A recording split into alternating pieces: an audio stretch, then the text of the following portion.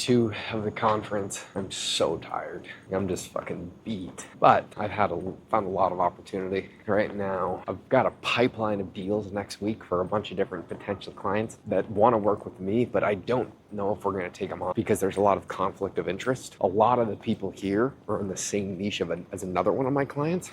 And I don't sign anything saying that I'm not going to work with people in other clients and other industries or in the same industry. But from a moral standpoint, I don't want to work with people in the same industry that are doing the exact same thing. Like, why the fuck would you do that? Especially when we would be competing with them. So, especially with the marketing company that I have, I care way more about my reputation and my brand than to make an extra 10, 20 grand a month, like just to take on a client or two. It doesn't make any sense. I don't know what's gonna happen. I might do some sort of consulting or something else, or try and solve it a different way, because I still want to be able to help them because they're still good friends. But doing the full service, like turnkey agency model that I have right now, doing 100% of the organic media and then converting and funneling all of them into different customers, I don't think I'll take someone on that's in the exact same niche as another client that I have. But that's only for like 3 of the inbound leads. I have so many inbound leads of potential clients or just other people that are going to be really good.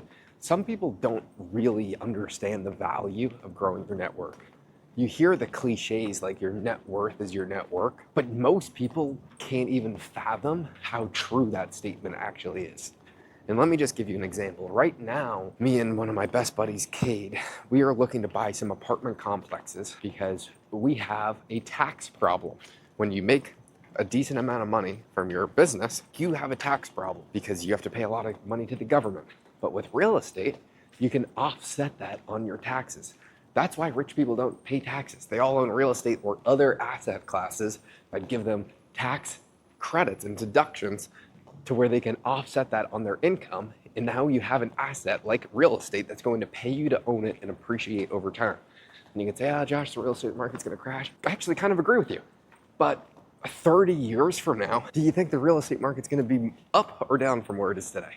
It's obviously a silly question. So what does this have to do with your network as your net worth? One, if we were going to buy $10 million worth of real estate right now, we don't have the money for the down payment, because the down payment, if you're going to put 30% down on a $10 million project, you owe $3 million just for the down payment on the property. So how the fuck are you gonna get that? You're not, unless you have access to capital and you have access to ideas, so you can do seller financing.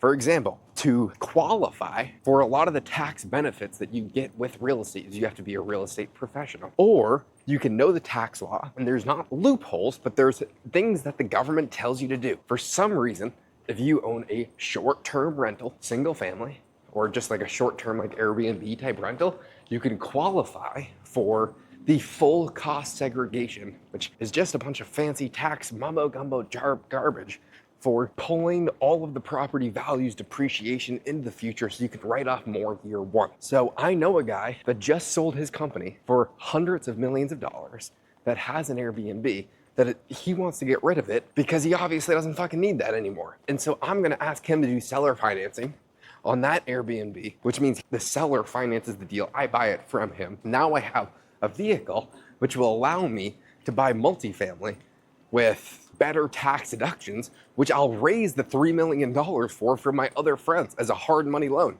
which I only have access for capital of because of my network, but also the network of ideas, but also all the clients that I have. And then they refer me to other clients. I have gotten every single customer of all of my clients from word of mouth and referral, and by doing exceptional work. And that leads to the snowballing, compounding goodwill. And goodwill and your reputation being immaculate is better than any ROI on any investment in the entire world. The opportunities that stem from it and the things that happen are unbelievable. But it also goes the other way with a bad reputation.